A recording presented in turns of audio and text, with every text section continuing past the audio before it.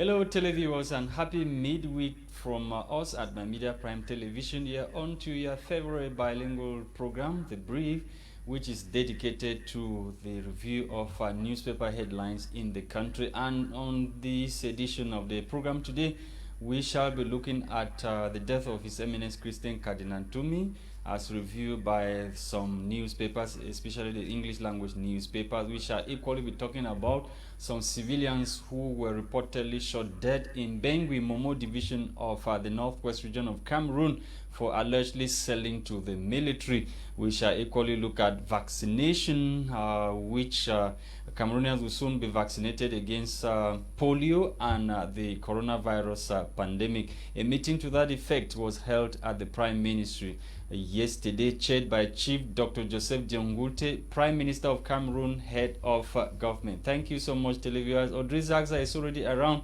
to read the headlines in the French language. Bonjour, Audrey. Good morning, Lasha Kingsley. Bonjour à vous, fidèles téléspectateurs. Et la gestion de la pandémie du coronavirus inquiète au plus haut sommet. C'est d'ailleurs la raison pour laquelle le journal La Capitale Publique, Cameroun Tribune, par lequel nous débutons l'activité de ce matin, en parle à sa une. Vaccination contre le Covid-19. On est d'accord, d'après le journal, au cours d'une audience hier avec le Premier ministre chef du gouvernement, Joseph Diangoute, des ordres des médecins et des pharmaciens du Cameroun ont réitéré leur soutien à l'opinion du gouvernement d'introduire le vaccin dans la stratégie nationale de riposte contre la pandémie. L'intégralité, en tout cas, de cette information sera à lire à la page 3 de Cameroun Tribune. Poursuivons avec Mutation qui parle de la filière avicole. D'après le journal, le Cameroun va importer des poussins et des œufs à couvert du Brésil pour relancer le secteur et pallier la pénurie du poulet en cours. C'est à la page 9 que vous retrouverez ceci. Poursuivons avec Le Jour de Aman Mana qui parle d'une alerte, qui lance une alerte. Le poulet congelé est de retour sous le prétexte non déclaré d'une pénurie induite par la crise sanitaire liée au coronavirus. Le gouvernement camerounais vient de légaliser l'entrée de produits et sous-produits aviaires importés du Brésil. La filière avicole qui avait repris du poil de la bête se sent à nouveau menacée. C'est à la page 6. Le même journal parle des funérailles qui ont été interdites à l'ouest par le gouverneur justement de la région de l'ouest, Awafonka Augustine. Terminons avec Info Matin qui parle de la succession au sommet de l'État. D'après le journal Frambia, le nouveau fonds de commerce du cabinet noir. C'est à la page 4. D'après le journal, le nom du fils du chef de l'État est de plus en plus agité sur les réseaux sociaux alors que son géniteur a encore le nez sur le guidon pour conduire son pays. Voilà, mesdames, messieurs, pour les tabloïds en langue française. Place aux tabloïds en langue anglaise avec toi, Alain Chakin. Let's start with the Sun newspaper this morning. The Sun newspaper took keen interest in the death of His Eminent Christian Cardinal Tumi. According to the paper, the passing of a great, the paper described him as the passing away of a great cardinal the African continent has ever produced. Pope Francis equally paid homage to His Eminence Christian Cardinal Tumi. He says the cardinal left an unforgettable mark, a courage and defender of democracy and human rights. Those were the words of Pope Francis paying homage to the late pastor who died on the 2nd of April 2021 in Douala, and calls for sainthood grow as His Eminent Christian Cardinal Tumi dies.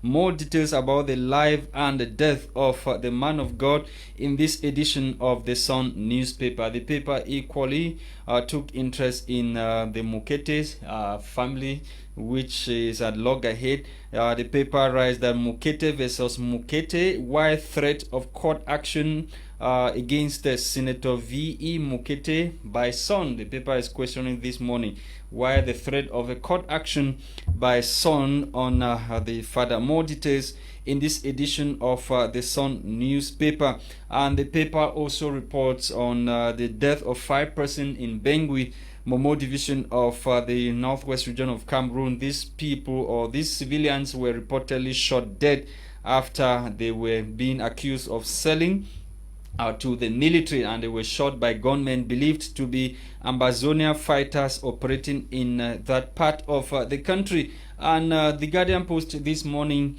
took interest in what the paper described as Biya's regime failing. Strong indicators, Biya regime failing by the paper, and the paper went further to explain that the persistent blackouts across the national territory clear signs that the Biya's regime is failing Cameroonian, and acute water shortage is also one of those indicators that the paper is talking about. Broken healthcare system and deplorable road infrastructure in the country are some of the indicators that the paper is relaying this morning, attributing it as a failure on the part of the regime which has been in power for over 37 years. And the paper also report on the road accident which occurred in the east region of the country recently, leaving over 6 persons death. The road accident occurred along the Betua Baturi highway, leaving over 6 persons dead and several others severely wounded. And Minfi partner ministries drill regional council executives on a budget execution in the country. And the paper also report on the Bengui incident where 3 civilians were killed, were shot dead. According to the paper, the 3 civilians were killed in suspected military ambush shootout. Meanwhile, the other papers are talking about the 3 civilians or 5 civilians killed in for allegedly selling to the military. And the Guardian Post this morning on its part is talking about 3 persons that were shot during a military ambush shootout in Bengui, Momo division of the northwest region of Cameroon. And UN says gender inequality major obstacle to governments or Cameroon's development. The recent report was made by the United Nations concerning the issue of gender inequality in the country, which is still a major obstacle to Cameroon's development. We end with Emergence newspaper. Emergence this morning is interested in what is happening at Cameroon Development Corporation, CDC, where over 520 hectares of banana plantation will be rehabilitated in 2021. This follows a report published by BIAC, Bank of Central African States, recently on the conditions of or on the economic situation of countries in the CEMAC sub-regions. And the paper went ahead to explain that the turnover or the turnover of the CDC plantation or CDC plantation in Cameroon has dropped, or CDC has witnessed a loss of over 60.9 billion francs CFA between 2016 and 2018 in Cameroon due to the Anglophone crisis. Reasons why over 520 hectares of banana plantation will be rehabilitated due to the ongoing crisis in the northwest and southwest regions of Cameroon. With this credit, talking about the life and death of His Eminent Christian Cardinal Ntumi, Municipal Update says this morning reasons why North Region will never forget His Eminent Christian Cardinal Ntumi. Municipal Updates newspaper equally relate the homage paid the man of God by the President of the Republic of Cameroon, Paul Biya. And the paper talks so much about his service in the north region of the country when he was bishop over there for 9 years. And the paper is giving reasons why the north region will not or will never forget Cardinal Ntumi for his pastoral works over there in the north region of Cameroon. Thank you so much, televiewers. We are back in the studio this morning, and our guest, our permanent consultant, who is always here with us, Christian Jock of the PCRN party, is around this morning. Good morning, Christian Jock. Good morning, Lasha. Good morning, Audrey. Good morning to all of the viewers. Okay, this morning we are going to start with the killing of 5 persons in Bengui by armed men believed to be Ambazonia fighters. And these persons, according to what one of the newspapers took keen interest in this morning, were being accused by the Ambazonia fighters of selling to the military. L'achat, voyez-vous, c'est difficile. C'est comme si chaque fois que je viens ici, on va toujours parler de la même actualité. Et c'est d'ailleurs répétitif qu'on se demande pourquoi on en arrive à ce niveau.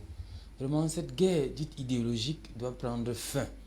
Au nom de quoi des gens, des simples commerçants, pour avoir commercé ou échangé avec l'armée de la République, se voient sanctionnés, se voient perdre la vie, c'est dommage. Et là, on est en train de toucher un secteur névralgique de la population. Je le dis encore et je le martèle, le gouvernement de la République, le président de la République a des instruments juridiques nationaux et internationaux, notamment la Constitution en ses articles 10 et 11, qui lui permettent de résoudre définitivement cette crise. On a dépassé le stade des amusements. Il faut ici que la force d'État réagisse d'abord. Est-ce que la force de l'État avec la guerre d'idéologie, ça peut marcher? Oui, justement, ça peut pas marcher? justement, c'est deux cadrages idéologiques distincts. C'est-à-dire la force d'État, qui est un courant idéologique, effectivement, c'est-à-dire la prégnance de l'État, c'est-à-dire la statosanté, et la forme, n'est-ce pas, de ce que vous appelez ici les bandits. Face à ça, il faut d'abord en assurer. Parce que là, le drapeau. Ce qui s'appelle Ambazonia, Separatist Fighters, ils ont leur nom que eux-mêmes. Voilà. C'est-à-dire, une fois déjà qu'on les qualifier les bandits. Non, une fois qu'on a déjà parlé. Les séparatistes, mais on peut le dire. Il y a des éléments de l'État sur lesquels on ne transige pas. La malgouvernance de l'État, c'est un débat que tout le monde fait. Nous tous sommes critiques. Mais jamais, je dis bien jamais, on ne doit toucher à l'intégrité du territoire.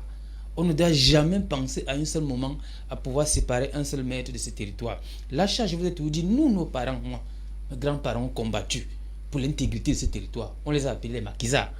Pour défendre ce territoire que nous avons aujourd'hui, qu'on appelle Cameroun. Donc nous, on ne peut pas accepter qu'on le divise. Ça, c'est d'abord la première des choses. On doit débattre de tout. La forme de l'État, vous connaissez nous au PCRN, nous on est pour le fédéralisme communautaire. Mais jamais on doit parler, n'est-ce pas, de la séparation. C'est d'abord le principe sur lequel on doit s'entendre. Et là, je veux le dire sans embâche, pour dire jamais chez nous on intégrera ça. Ça n'entre même pas dans notre subconscient. Par contre, on peut parler d'autres choses. Mais comment explique le fait? Mais quand on voit le militaire dit souvent qu'ils sont là pour protéger la population, mais les Zimbabwe continuent à tuer les civils. Où sont les militaires, les policiers, les gendarmes? Ils sont où? Justement parce qu'on ne peut pas avoir un gendarme. Vous allez peut-être dire que je parle comme un gars du RDPC. Non, dans aucun pays ça n'existe pas. Non, justement, c'est votre opinion. Non, je le dis. Justement, il ne peut pas avoir un militaire derrière chaque citoyen. C'est impossible. Maintenant, il y a ce qu'on appelle, dans les stratégies de défense, il y a ce qu'on appelle la force armée et nation. C'est-à-dire, c'est le premier levier sur lequel toute armée s'appuie. Armée, nation. C'est-à-dire, la nation doit accompagner. L'armée ne travaille pas. Oui, l'intelligence. Non, l'intelligence, c'est quoi? C'est-à-dire que c'est les populations qui connaissent ces gens qui doivent dénoncer ces gens. Ils ne doivent pas avoir peur. L'armée est là, je pense encore, notre armée républicaine, que je salue d'ailleurs, qui a donné une déculottée incontestable à Boko Haram au septentrion. Ça, c'est à saluer notre armée. Voyez-vous, il n'y a pas que des bavures dans l'armée. Mais on a défendu l'intégrité du territoire à Dabanga, dans l'extrême nord. Et ça, vraiment, je ne l'ai pas dit en bas, il faut le féliciter. Et cette armée-là, et c'est parce que les populations de la zone, à travers ce qu'ils ont appelé les autodéfenses, eux-mêmes, au nord, parce qu'on est venu à vaincre Boko Haram, parce qu'effectivement, permettez que j'aille au bout, parce qu'effectivement, les populations sont entrées dans la danse. Les populations n'ont pas eu peur. Les populations ont payé de leur prix. Les populations ont payé de leur vie. Et il faut comprendre que dans une guerre de souveraineté, dans une guerre de territoire, il y a le prix à payer. Parce que là, il s'agit de défendre l'État, il s'agit de défendre la République, et non M. Biya et son régime. Jamais. Et justement, le MINAT encore appelait aux familles de ces garçons-là dans les brousses, n'est-ce pas, de dénoncer leurs enfants. Audrey, quand tu accouches, est-ce que tu as le pouvoir de contrôler encore quand l'enfant est déjà grand? Non, une fois que vous savez quand même que l'enfant a dérapé, voyez-vous, et que ça pose un problème, vous-même, il y a certains qui tuent même leur maman, hein, tuent leurs parents. Voilà, maintenant, s'ils peuvent donc venir à tuer leurs parents, on voit dans ces zones, le féminicide, on tue les enfants, à un moment donné, il faut dire halt. Enough is enough. Ils doivent cesser. Si mon enfant tue, je dois le livrer. Ce n'est plus mon enfant. Quelles sont les valeurs que ses parents? Je ne suis pas sûr que je connais l'éducation qu'on a dans les zones dites anglophones. C'est une éducation de respect. Respect des parents. Considération. C'est-à-dire, on est toujours bien mis, bien structuré. La première des choses dans ces zones, l'achat. Vous et moi, vous connaissons ça. c'est d'abord le respect des parents. Si on peut en arriver à tuer les parents, c'est-à-dire on a décalé l'éducation que les parents ont donnée. Moi, je le dis à un moment donné, oui, le dialogue doit être permanent, débattre avec ces gens. Oui, on l'a dénoncé ici. Qu'est-ce que les gens comme les Mancho BBC font en prison jusqu'à présent, alors que ce sont les leaders autoproclamés de cette crise qui peuvent ramener de la paix. Monsieur Ndjok, vous êtes pour la solution militaire. Est-ce que vous pensez que les militaires peuvent réussir je sais pas à mettre l'ordre dans la écoutez ce que je suis en train de dire. À un moment donné, dans la stratégie telle que cela est fait, parce que là, c'est des éléments tactiques qu'on découvre sur le terrain. Et dans la stratégie, à un moment donné, il faut d'abord opposer la force à la force. D'accord? Parce qu'on a l'impression que notre armée faiblit. Parce qu'évidemment, elle est là pour protéger les populations. Parce que c'est dit que c'est sa population. Mais si c'est sa propre population qui veut tuer les autres, parce qu'ils font, c'est qu'ils ne tuent pas les militaires. Ils tuent la population. Et c'est un problème. Et à ce niveau, il faut qu'on oppose d'abord, effectivement, un rapport de force. Parce que c'est ce qu'on doit. Il faut qu'on oppose d'abord un rapport de force, quitte à ce que, effectivement, on aille sur la table de dialogue. Parce qu'à un moment donné, peut-être qu'ils seront épuisés, parce qu'ils n'ont pas les mêmes moyens que la République, la force républicaine. Et ça, c'est duré, c'est 5 ans. Là, on parle de quelque chose de 5 ans. Les enfants qui ne vont pas à l'école, les trucs qui sont pillés, les institutions qui sont mises à terre. Voilà CDC. La CDC, par exemple, quand on dit 60 milliards, c'est-à-dire la CDC qui était le second pourvoyeur en matière d'emploi après l'État. Voyez-vous, quand vous parlez de 2016 à 2018, oui. Ça c'est même à 2018 seulement. On est à 60 milliards. C'est-à-dire que si on arrive à 2021 aujourd'hui, on est sensiblement à plus de 100 milliards. Et l'équipe pète. Il faut arrêter à un moment donné. On doit toujours, évidemment, je vais repréciser ma pensée, je ne suis pas pour la force militaire. Non. Je suis en train de dire, le dialogue, il est permanent. L'État doit pouvoir discuter. À un moment donné, il faut rééquilibrer la terreur. Parce que nous sommes là dans la logique de terreur.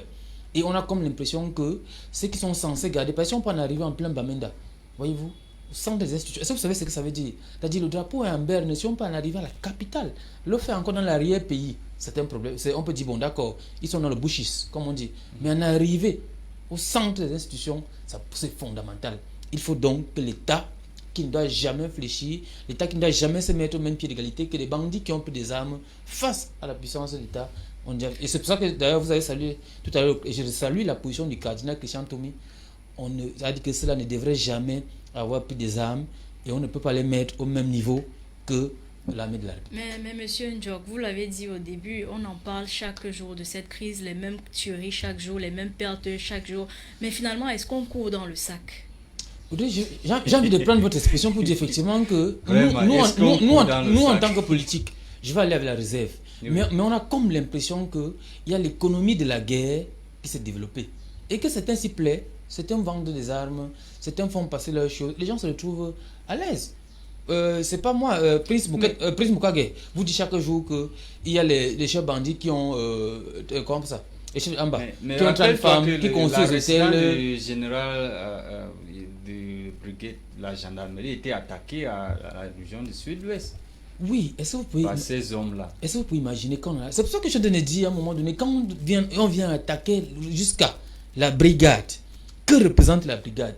Si on attaque déjà la brigade, c'est un problème. Le drapeau est en berne. Dans ce cas, on est en guerre. Et une fois qu'on a attaqué les symboles de la République, les symboles de l'armée, a dit la toute puissance de l'État doit réagir avec la force et la vigueur qui va avec, à un moment donné, pour rééquilibrer les choses, qui t'amènent à en revenir à la discussion, parce qu'effectivement nous croyons que... Encore sur la question de Audrey Zanza, il faut que tu... Oui, je reviens sur la question d'Audrey. C'est très important. Je reviens sur la question d'Audrey, effectivement. C'est pour ça que je vous ai dit tout à l'heure quand on m'a dit les forces militaires. Parce qu'on a comme l'impression qu'on ne peut dire non, l'armée ne doit rien faire, les droits de l'homme sont là. Mais chaque jour, il y a des tueries. Chaque jour, il y a des tueries. On se demande bien où on va. Ça fait 5 ans, voilà, la 6e année qu'on est en train d'attaquer. C'est un problème. Si c'est un enfant qui est né à 6 ans, on va dire au élémentaire 1. Mais quand on a un ministre de l'administration qui vient déclarer que la guerre, le gouvernement a gagné, that the government has won the war. Yes. And we see seeing things oui, like that. Oui, justement, parce qu'aujourd'hui, il y a des éléments qui nous permettent de croire quand même qu'il y a évolution dans la crise.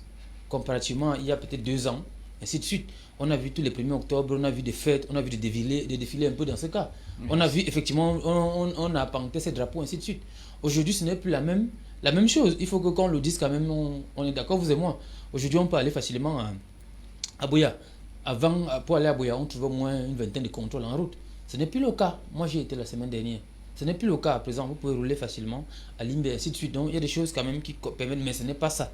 La solution, effectivement, c'est qu'elle est essentiellement politique. Et nous, on vous l'a dit, qu'on tourne, qu'on monte, on descende, on va revenir sur ça. C'est un contentieux historique qui trouve ses fondements depuis le 4 mars 1916, date à laquelle on nous a divisés. Voyez-vous? Et avec comme ça, la conférence constitutionnelle de Fumban, qui est vraiment l'épicentre de la division. Okay. Et donc, la force militaire, oui, mais davantage et surtout le dialogue, et ce dialogue autour de la réforme institutionnelle, et la réforme institutionnelle, c'est la forme de l'État, que nous, au niveau du PCN, nous proposons le fédéralisme communautaire. Let's touch a bit on this vaccination issue before. Oui, justement, de la réunion qui a eu lieu hier entre l'ordre des médecins du Cameroun et les pharmaciens, ainsi que le Premier ministre chef du gouvernement sur le vaccin contre le corona. En tout cas, ils encouragent le gouvernement à vacciner les Camerounais. Selon vous, qu'est-ce qui cause cette psychose autour du vaccin au Cameroun? Non, effectivement, il faut qu'on le dise d'abord. Scientifiquement, le premier moyen de protection des populations, c'est le vaccin. Ça, il faut qu'on le dise d'abord. Maintenant, tout à l'heure, on parlait de l'économie de la guerre. Il faut également savoir qu'il y a des grandes firmes. C'est un gros business. C'est les grands internationaux qui en imposent, n'est-ce pas, ces vaccins. Et si on parle, même si on refait la sociogenèse, n'est-ce pas, de ce coronavirus, on vous dit que ça a été fabriqué. On a fabriqué un virus qui va venir d'ici, mais ça veut dire que c'était programmé. Il faut en arriver. Et vous savez bel et bien que ce soit les pharmaciens, que ce soit les médecins, ces ordres-là, ce sont les ordres qui se font essentiellement du business. Et il faut comprendre que dans ce cas de... Pourquoi imposer sur les Camerounais? Parce qu'il y a une loi à l'Assemblée nationale. Oui. There's a law at the National Assembly qui devait être adoptée hier, qui a été postponed. Parce qu'effectivement... Your own MP of the PCR with their president, what are they saying in Parliament? No, not are they for? Are they for? What are they saying? The problem is that on a présenté le vaccin comme étant le meilleur et l'unique médicament pour le moment pour pouvoir résoudre la question. Quand en décembre dernier, le président l'honorable Kaba Libi interrogeait le ministre de la Santé publique au niveau de notre pharmacopée vigilance, où en sommes-nous? Le clé David, oui. Docteur Ndissamba, il y a par exemple des trucs qui sont vendus. Présentement à Yaoundé, moi j'ai fait, avant-hier, je suis allé de ce côté dans une pharmacie, on a demandé à retirer pour voir comment ça se passe. On refuse même, n'est-ce pas, les solutions endogènes, nos solutions traditionnelles. On dit que ça ne sert à rien. Alors qu'on a demandé, nous, au PCN, on a demandé d'accompagner... Mais le problème, c'est sur l'histoire là qu'on est en train de dire qu'il y a une loi qui va obliger tous les Camerounais. Oui, justement parce que le contexte mondial nous présente que ce vaccin est la solution pour le moment qui permet d'éradiquer. Parce que là, peut-être vous n'avez pas encore vu les gens qui sont morts dessus de Covid dans votre famille. Moi, j'en ai perdu déjà plusieurs. Ça fait peur. On dit au quotidien que des gens meurent, décèdent par rapport à cette affaire-là. Donc, s'il y a d'abord une solution qui permette de stopper ça, on va d'abord au vaccin, même si nous, on est pour les solutions endogènes. Chaque jour, on boit le thé, on boit tout ce qu'on dit, les coques, autres que vous comprenez. Mais malheureusement, ça ne résiste pas. Voyez-vous, scientifiquement, ça ne donne pas. C'est pour ça que j'ai suivi le docteur Sanjon en disant que oui aux solutions alternatives, mais d'abord le vaccin. Okay, Monsieur Njo, 1 minute for you to talk about Cardinal Toumi. How did you get the news or receive the news of the death of His Eminence Christian Cardinal Toumi? C'était triste. Personnellement, le Cardinal Toumi m'a donné cours. Personnellement, le Cardinal Toumi m'a tenu par la main. Personnellement, nous l'avons généralement côtoyé. C'était quelqu'un, je ne sais pas si je suis à même de pouvoir parler de l'imminence qu'il représentait. Mais moi, j'ai toujours eu une image du Cardinal Toumi, c'était que c'était un conseiller incompris du président de la République. Une bibliothèque pour le Cameroun. À chaque fois, toujours, il opposait à une défense du président de la République en disant voici ce qu'il faut faire. Il proposait toujours quelque chose. À chaque fois, il me souviens, il disait que proposer, ne critiquer pas seulement, proposer une alternative. C'est pour ça que nous, parfois, quand il parle de partis, de propositions, ils ne comprennent pas ce que c'est. Quand on critique le gouvernement, on donne une solution. Donc, le cardinal Christian Toumi, pour moi, c'est une perte. Une grosse perte d'ailleurs. Et même dans la question de la crise anglophone dans laquelle nous nous situons, j'ai peur de la suite. Parce que vous avez là quelqu'un qui stabilisait encore la chose en termes de paix, qui devrait en être un médiateur effectivement fondamental dans cette logique. Et là, j'espère bien que Monseigneur Munzo va comprendre que Cardinal Toumi étant parti, il faut qu'il reprenne la main pour au moins en arriver quelque Thank part. you very much, Christian Job, for coming. We've come to the end of the program today with Jesus. C'était des briefs, madame, messieurs. Merci d'avoir été des nôtres. Prenons rendez-vous pour demain 10h. Thank you for watching. The program was produced by Christian Tebon as usual. For presentation, we've been Odrizas and myself, Lasha Kingsley. Bye bye. Tomorrow is another day.